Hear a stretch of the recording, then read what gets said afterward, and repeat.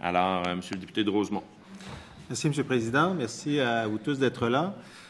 Évidemment, comme vous l'avez souligné tout à l'heure, M. le sous-ministre, depuis le 1er avril, le projet de loi 10 est en application et doit rendre la vie des citoyens plus simple.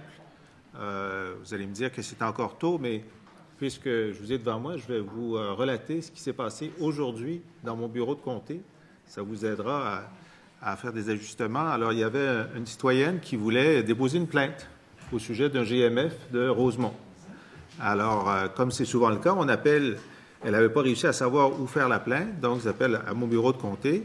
Alors d'abord, ils ont voulu savoir de quel CSSS ce GMF relevait. Alors, sur le site du C3S Lucille Tisdale, pour voir si la clinique médicale relevait d'eux, l'information n'était pas disponible. Alors, il faut dire qu'avant, il y avait un numéro au C3S, mais là, on ne le savait plus.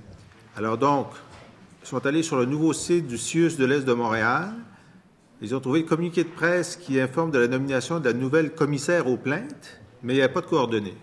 Ils ont téléphoné à l'ancien numéro de la commissaire aux plaintes, de l'ancienne commissaire aux plaintes du C3S, Lucie Tisdale, qui nous informe que le poste n'existe plus et que la secrétaire à ce poste va référer à la nouvelle commissaire.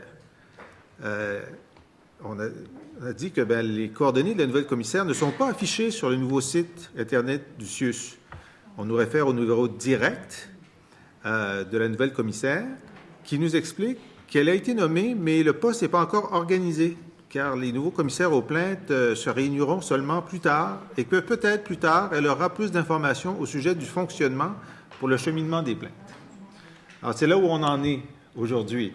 Alors, vous allez me dire, bon, dans 3 semaines, ça sera fait, mais il ne reste pas moins que le ministère est censé fonctionner tous les jours et pendant qu'il est en transition, un citoyen doit pouvoir déposer une plainte.